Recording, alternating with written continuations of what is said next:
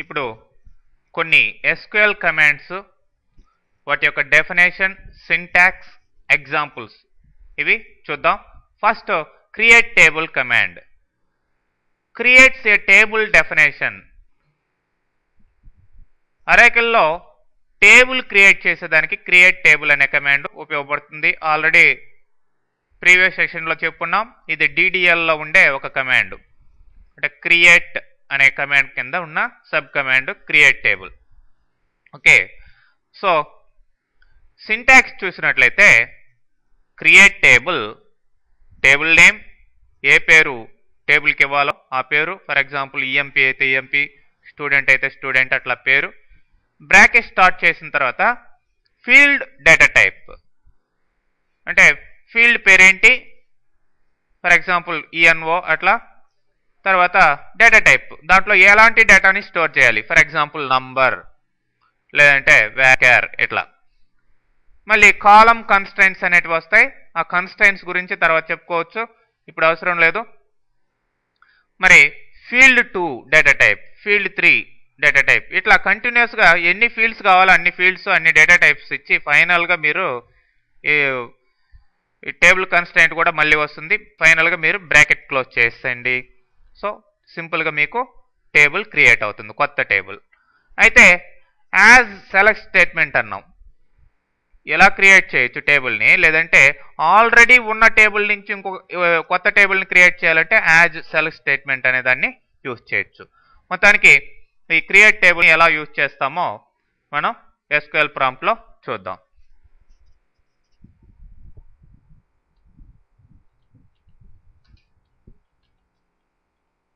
Okay, మనకు already examples రెడీగా prepare చేసి పెట్టున్నాం, వాటిని కాపీ చేస్తాను టైం వేస్ట్ కాకుండా. సో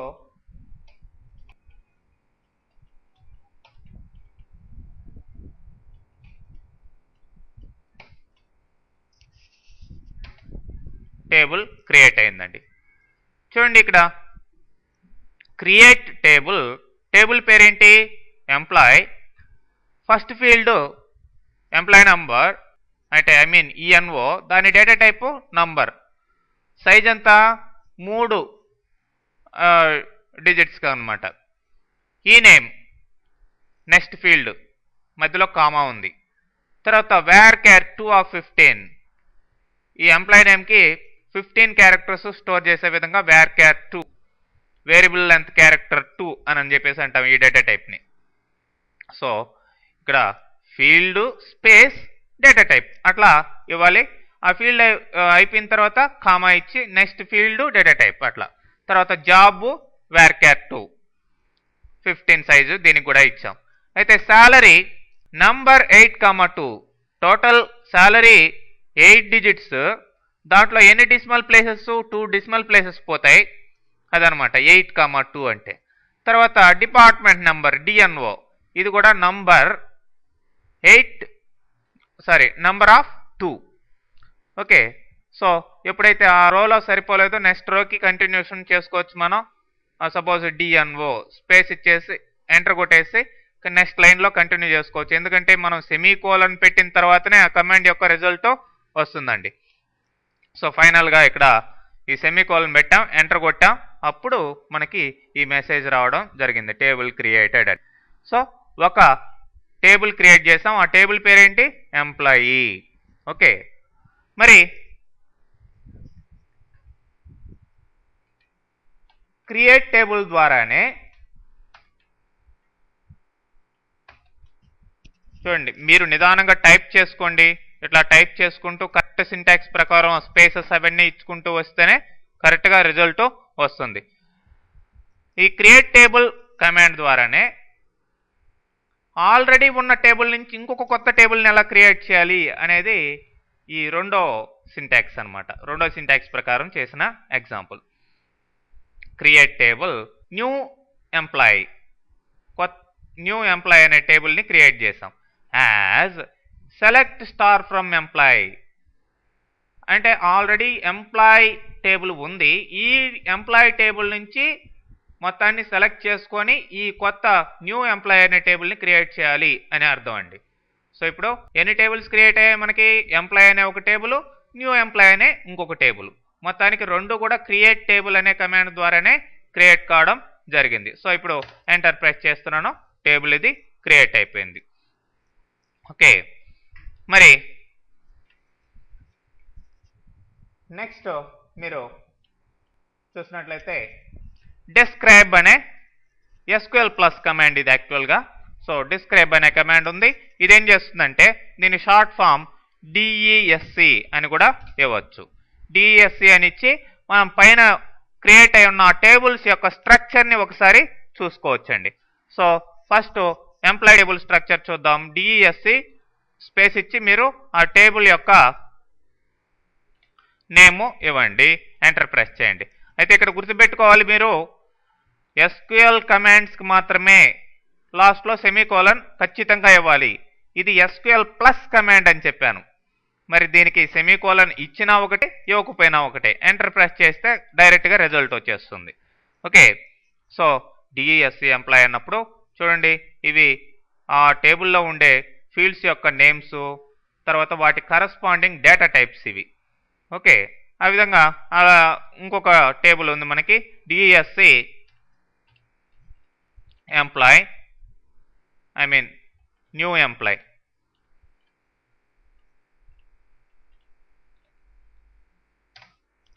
చూడండి, రెండిటి యొక్క స్ట్రక్చర్ కూడా సేమ్ ఉంది. ఎందుకు? ఈ టేబుల్ని యూజ్ చేసుకునే ఈ టేబుల్ క్రియేట్ కాబడింది.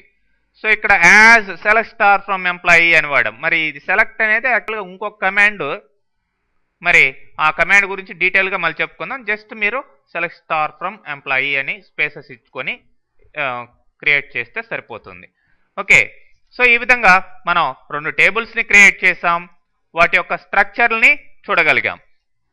అయితే నెక్స్ట్ వాటిల్లోకి డేటాని ఎలా ఇన్సర్ట్ చేయాలి అనే దానికే ఇన్సర్ట్ అనే కమాండ్ అండి. చూడండి, దీని సింటాక్స్ చూసినట్లయితే ఇన్సర్ట్ ఇంటూ టేబుల్, టేబుల్ పేరు, బ్రాకెట్లో ఫీల్డ్స్ లిస్టు, అంటే ఏ ఫీల్డ్స్కి మీరు డేటా పంపించాలో ఆ ఫీల్డ్స్ మాత్రమే స్పెసిఫై చేయొచ్చు, లేదంటే అన్నిటికీ పంపించే పని అయితే ఆ ఫీల్డ్స్ని ఇవ్వాల్సిన అవసరం లేదు. తర్వాత వాల్యూస్ అనే బ్రాకెట్లో ఆ యొక్క వాల్యూస్ వరుసగా మీరు ఇచ్చేయచ్చు, లేదంటే క్వరీ ద్వారా కూడా, క్వరీ అంటే సెలెక్ట్ స్టేట్మెంటే. ఓకే, సెలెక్ట్ స్టేట్మెంట్ ద్వారా కూడా ఆల్రెడీ వేరే టేబుల్లో ఉండే డేటాని ఈ టేబుల్లోకి తెచ్చుకోవచ్చు, ఎప్పుడు సేమ్ స్ట్రక్చరు అవి ఉన్నట్లయితే. మరి ఈ ఎగ్జాంపుల్స్ ఎలా వర్క్ అవుతాయో ఇన్సర్ట్ ఎగ్జాంపుల్స్ చూద్దాం.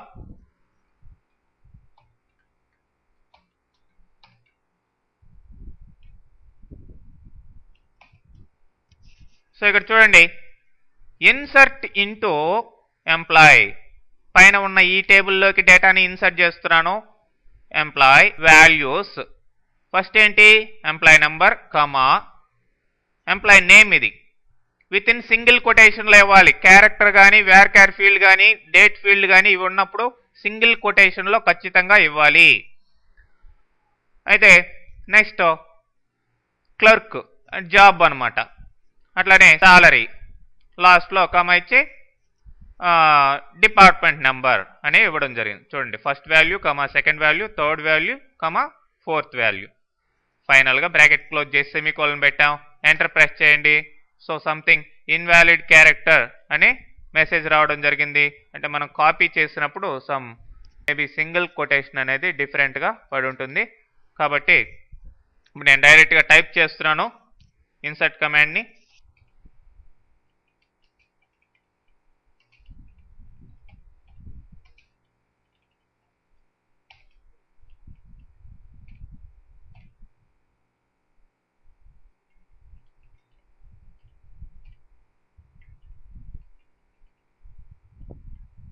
ఇక్కడ డేటా స్టోరేజ్లో మాత్రం కేస్ సెన్సిటివ్నెస్ వస్తుంది. స్మాల్గా ఇస్తే ఒకటి, క్యాపిటల్గా ఇస్తే ఒకటిగాను తీసుకుంటుంది వేరువేరుగా. అంతేగాని కమాండ్లు మీరు టైప్ చేసేటప్పుడు కమాండ్ల యొక్క సింటాక్స్ ఏదైనా ఒకటే. సో చూడండి, 1 రో క్రియేటెడ్ అని మెసేజ్ రావడం జరిగింది, 1 రో మాత్రం మనం ఇచ్చాం. సో అట్లానే ఎన్ని రికార్డ్స్ కావాలన్నా సరే దాంట్లోకి మనం స్టోర్ చేసుకుంటూ పోవచ్చండి.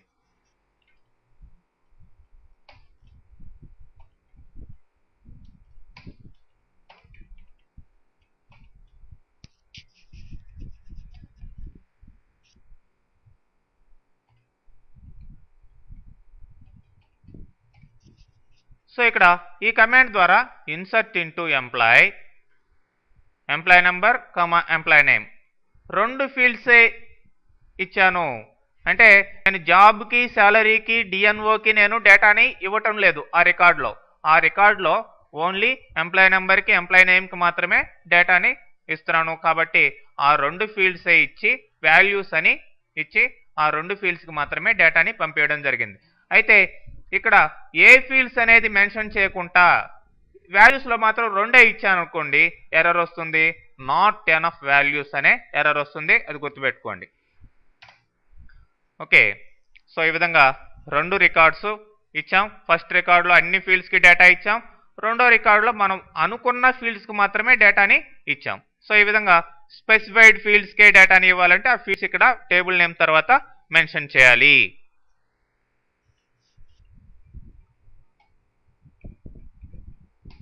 అయితే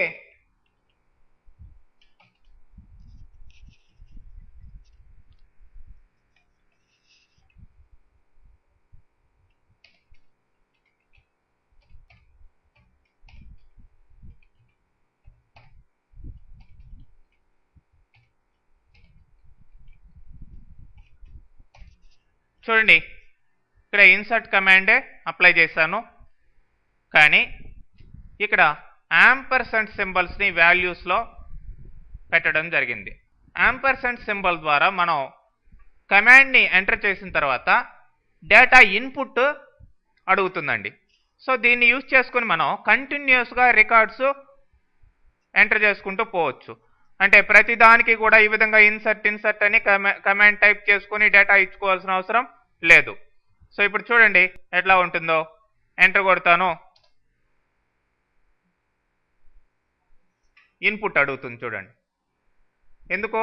యాంపర్సెంట్ ఈఎన్ఓ ఈ క్యారెక్టర్ ఫీల్డ్కి యాంపర్సెంట్ ఈ నేమ్ కొటేషన్లో, అలానే ఇది కూడా క్యారెక్టర్ ఫీల్డ్ కాబట్టి కొటేషన్లో యాంపర్సెంట్ జాబ్, అట్లానే ampersand salary, ampersand department number ఇచ్చాం. కాబట్టి ఇప్పుడు ఇన్పుట్ ఇప్పుడు అడుగుతుంది అది డేటా. సో ఇప్పుడు మీరు కావాల్సిన డేటా ఇవ్వండి. 102 employ number and employ name.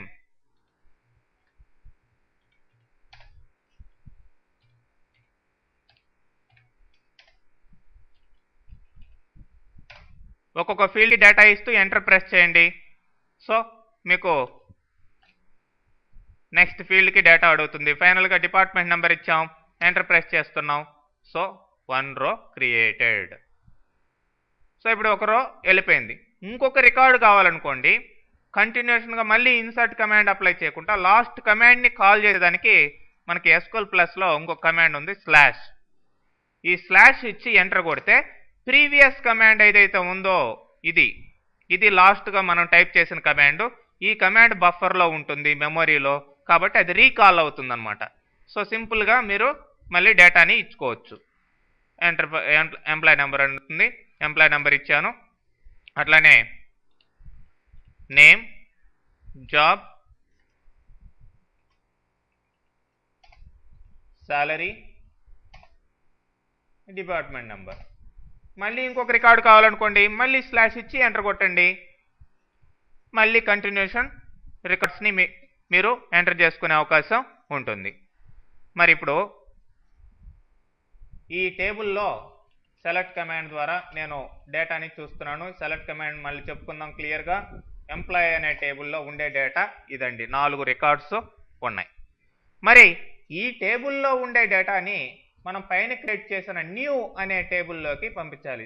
New employee అనే టేబుల్లోకి పంపించాలి. సో దానికి ఇన్సర్ట్ ఇంటూ న్యూ ఎంప్లాయ్. ఇప్పుడు వాల్యూస్ అని అవన్నీ ఇవ్వకుండా ఆల్రెడీ ఎంప్లాయ్ టేబుల్లో ఉన్న డేటానే న్యూ ఎంప్లాయీలోకి పంపించబోతున్నాం కాబట్టి, సో ఇప్పుడు సెలెక్ట్ కమాండ్ని లేదంటే క్వరీని ఇవ్వండి. సెలెక్ట్ స్టార్ ఫ్రమ్ ఎంప్లాయ్ అన్నాం, ఎంటర్ ప్రెస్ చేస్తే దీంట్లో ఉండే 4 రికార్డ్స్ కూడా దేంట్లోకి వెళ్ళిపోయాయి? న్యూ ఎంప్లాయ్ అనే టేబుల్లోకి వెళ్ళిపోయాయి. మీరు దీన్ని చూడండి, న్యూ